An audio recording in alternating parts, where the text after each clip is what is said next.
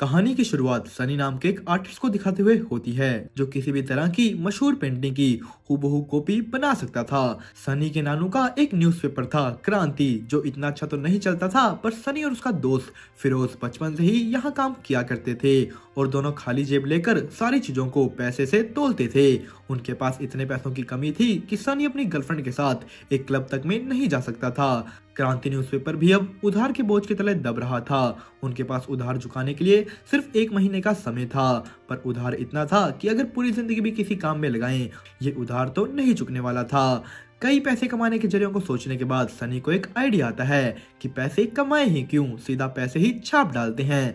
Sunny specialist था design में और फिरोज स्पेशलिस्ट था प्रिंटिंग में, तो यहाँ से शुरू हुआ पैसा छापने का सफर। सनी नोट की कॉपी इतनी बारीकी से करता है जितनी तो कोई हाईटेक मशीन भी ना कर पाए, और फिरोज अपनी टूटी फूटी प्रिंटिंग मशीन से जुगाड़ लगाकर कर देता है नोट तैयार। पर जब करने जाते हैं दोनों इसका फर्स्ट टेस्ट, नोट की सच्चाई आ जाती है दुकानदार के सामने और हार आ जाती है सनी और फिरोज के हाथ में।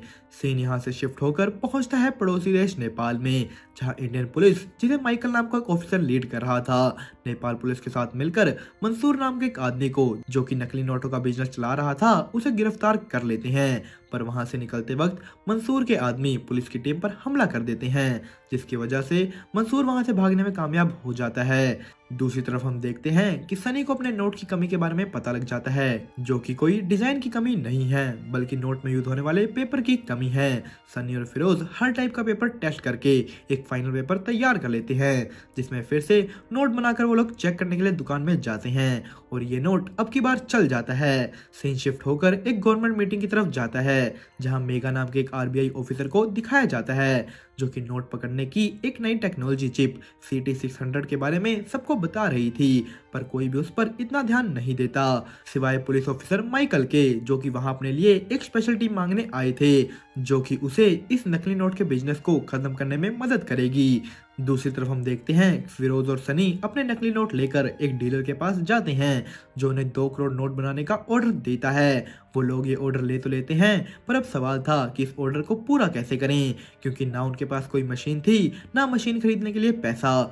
वो दोनों वापस उसी इंसान के पास जाते हैं जिसका उन्हें उधार चुकाना था, और उससे ऊपर से और उधार मांगते हैं, पर अब की बार सारा उधार 2 महीने में चुकाने की बात के साथ उनको उधार मिल जाता है। सनी अपने चाचा यासिर को अपने साथ जोड़ लेता है और उनकी असली क्रांति न्यूज़पेपर की प्रेस छापती है नकली क्रांति यानी पैसा। वो लोग अपना ऑर्डर भी पूरा कर देते हैं, सारा उधार भी चुका देते हैं, और इसी चीज की खुशी में सनी अपनी गर्लफ्रेंड को एक महंगे होटल में डिनर पर लेकर जाता है और वहां पर भी वो इन्हीं नकली नोटों का इस्तेमाल करता है। उसे इस बात का बिल्कुल भी नहीं पता था कि उस वक्त उसी सेम होटल में आरबीआई ऑफिसर मेगा भी आई हुई है, जिसके हाथ ये नोट लग जाता है और वो हाथ लगाते ही इसे पहचान लेती है। दूसरी तरफ हम देखते हैं कि पुलिस ऑफिसर माइकल को एक स्पेशल टीम बनाने की परमिशन मिल जाती है, जिसमें वो मेगा को भी इंक्लूड कर लेते हैं। सनी और फिरोज को इधर एक बहुत बड़ा ऑर्डर मिलता है, पर इसे पूरा करने के लिए उन्हें वो स्पेशल पेपर चाहिए था, जिसके लिए वो एक बूढ़े आदमी के नाम पर कंपनी बनाते हैं और पेपर कंपनी से पेपर एक्सपोर्ट करवाते हैं। मेगा ने टीम ज्वाइन तो कर ली थी, पर वहां उसे कोई काम नहीं दिख रहा था। होटल से पकड़े नोट को बनाने के पीछे उसे प्रिंटिंग प्रेस की मशीनों पर शक था, पर जब वो माइकल को प्रिंटिंग प्रेस की तलाशी लेने को कहती है तो वो साफ साफ मना कर देता है, क्योंकि उनका फोकस अभी मंसूर को पकड़ने पर था। मेगा माइकल के ऑर्डर को नहीं मानती और चोरी से उसके ड्रॉर से उसका स्टंप लेकर खुद पुलिस को लेकर प्रिंटिंग प्रेस की तलाशी करने निकल पड़ती है और पहुंच जाती है क्रांति न्यूज़पेपर की प्रेस के पास, जहां अंदर सनी, फिरोज और यासिर चाचा नोट प्रिंट कर रहे थे। वो लोग पुलिस को बाहर देखकर डर जाते हैं और जल्दी जल्दी सब कुछ छुपाने लगते हैं। यासिर चाचा जितना हो सके पुलिस को बाहर रोक कर रखते हैं, पर इससे पहले मेगा अंदर ज्यादा कुछ तलाशी कर पाती, उसे माइकल का फोन आ जाता है, जिसे उसकी इस हरकत का पता लग गया था।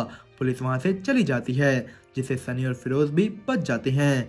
इस घटना से यासिर चाचा बहुत डर जाते हैं और सनी के नानू को इन सब बातों के बारे में बता देते हैं, जो कि सनी और फिरोज दोनों को अपनी प्रेस से धक्के मारकर बाहर निकाल देते हैं। कुछ दिनों बाद सरकार मेगा की मशीन को धनरक्षक नाम से पूरे देश में लॉन्च कर देती है, जो कि एक बहुत बड़ी सफलता साबित होती है। अब चारों तरफ नकली नोट पकड़े जाने लगे थे। सनी को दूसरी तरफ खबर मिलती है कि उसके नाना खो गए हैं और काफी ढूंढने पर भी नहीं मिल रहे। सनी और फिरोज दोनों उनकी तलाश करवाने के लिए पुलिस के पास जाते हैं, पर वहां सनी उनसे बदतमीजी कर लेता है, जिसकी वजह से उन्हें ही उल्टा हवालात में डाल दिया जाता है। उनके जेल से निकलने के बाद उन्हें पता लगता है कि उनके नाना को भूलने की बीमारी हो चुकी है और वो धीरे धीरे सब कुछ भूल रहे थे। वो ये भी भूल चुके थे कि उन्होंने सनी को प्रेस से बाहर निकाल दिया है। सनी अपने नाना के लिए फर्जी नोटों के अपने काम को बंद कर देता है, पर यह चीज ज्यादा देर तक नहीं टिकने वाली थी, क्योंकि हर जगह नकली नोट पकड़े जाने की वजह से मंसूर बहुत चिंता में आ गया था। पर उसे वहां सनी के नोट के बारे में पता लग जाता है, जो कि मशीन भी नहीं डिटेक्ट कर पा रही थी। मंसूर सनी और फिरोज दोनों को अगवा कर लेता है और सनी को अपने लिए काम करने के लिए मनाता है। पहले तो सनी उसे मना कर देता है, पर वो किसी तरह उसे मना ही लेता है।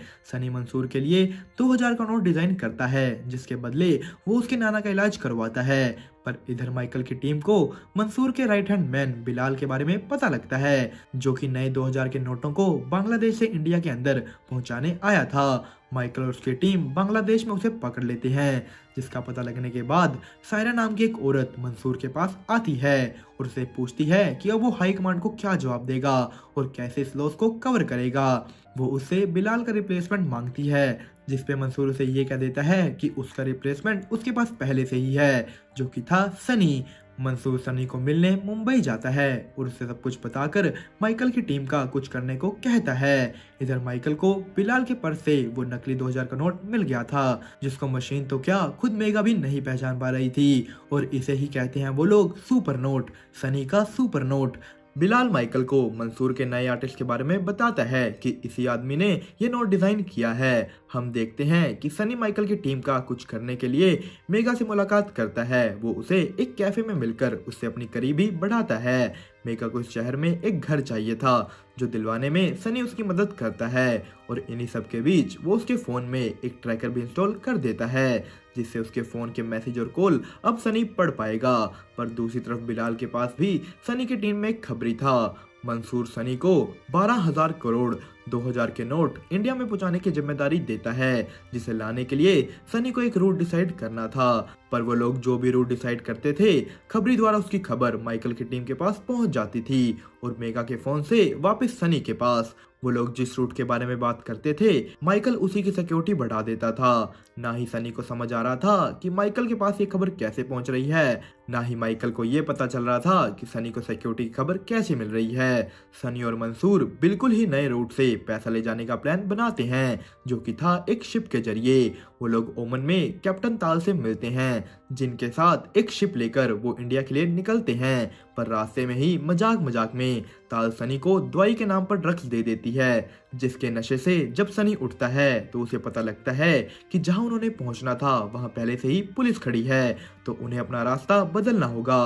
पर अब उनके पास ये करने का समय नहीं था, तो सनी बीच समुद्र में ही नोट्स के कंटेनर को उतारकर शिप से भाग निकलता है और कुछ समय बाद वापस आकर सारा पैसा समुद्र से निकाल लेता है। और अब उनके पास होता है पैसा ही पैसा, जिससे वो अपने सारे शौक पूरे करते हैं। पर ये सब काम पूरा होने के बाद भी सनी मेगा से बात करना बंद नहीं करता, जिससे उनकी करीबियां बढ़ती ही जाती हैं। सनी उसके फोन से वो ट्रैकर तक डिलीट कर देता है। मंसूर के लिए सनी को अब एक और काम करना था, जो कि था इन सभी नोट्स को डिस्ट्रीब्यूट करना, जो कि एक बहुत बड़ा और मुश्किल काम था। सनी ये करने लगा तो हुआ था, पर उसे इसमें टाइम लग रहा था, जो कि मंसूर को बिल्कुल भी पसंद नहीं आ रहा था।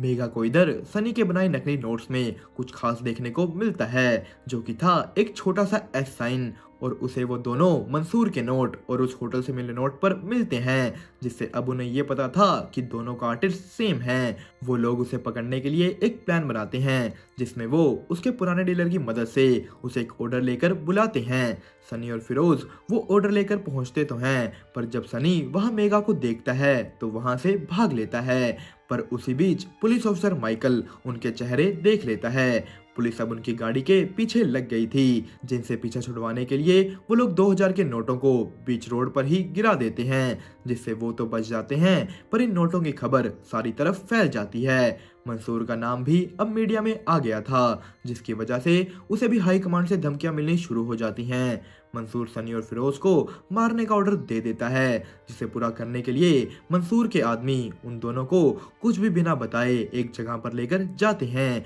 और उनके सर पर बंदूक तान देते हैं। पर इससे पहले वो कुछ कर पाते, सनी के दोस्त वहां आकर उसे बचा लेते हैं।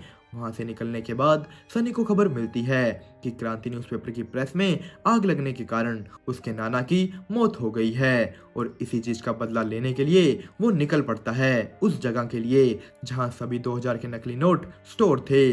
वो एक एक कर सबको मार देता है और मंसूर को वीडियो कॉल कर उसके सामने ही उसके सभी नोटों को आग लगाकर खाक कर देता है। दोस्तों, इसी के साथ ये वीडियो तो यहीं पर खत्म होती है, पर ये कहानी नहीं। इस सीरीज का अगला सीजन आते ही हम आपके लिए लेकर आएंगे आगे की कहानी। पर तब तक के लिए बने रहें हमारे साथ। वीडियो पसंद आई हो तो वीडियो को लाइक करें और अगर अभी तक चैनल को सब्सक्राइब नहीं किया है तो देरी किस बात की है।